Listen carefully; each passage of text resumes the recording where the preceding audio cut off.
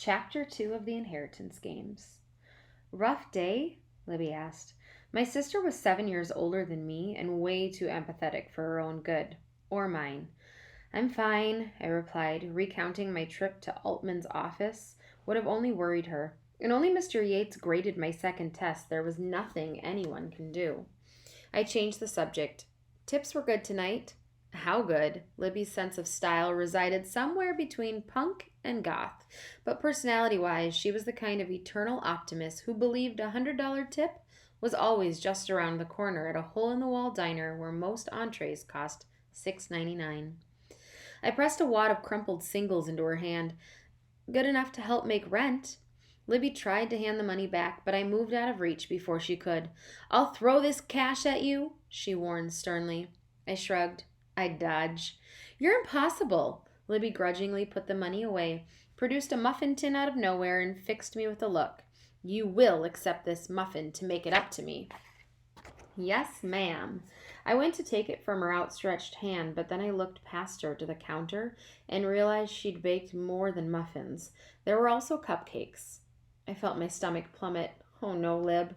It's not what you think, Libby promised. She was an apology cupcake baker, a guilty cupcake baker, a please don't be mad at me cupcake baker. Not what I think, I repeated softly. So he's not moving back in? It's going to be different this time, Libby promised. And the cupcakes are chocolate. My favorite. It's never going to be different, I said. But if I'd been capable of making her believe that, she'd have believed it already. Right on cue, Libby's on-again, off-again boyfriend, who had a fondness for punching walls and extolling his own virtues for not punching Libby, strolled in. He snagged a cupcake off the counter and let his gaze rake over me. Hey, jailbait. Drake, Libby said. I'm kidding, Drake smiled. You know I'm kidding, Libby mine. You and your sister just need to learn how to take a joke.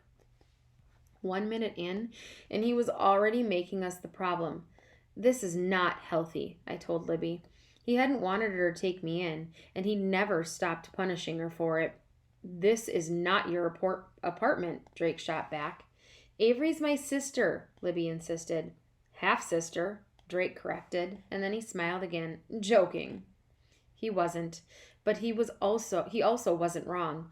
Libby and I shared an absent father, but had different moms. We'd only seen each other once or twice a year growing up. No one had expected her to take custody of me 2 years earlier. She was young. She was barely scraping by. But she was Libby. Loving people was what she did. If Drake's staying here, I told her quietly, then I'm not. Libby picked up a cupcake and cradled it in her hands. I'm doing the best I can, Avery. She was a people pleaser.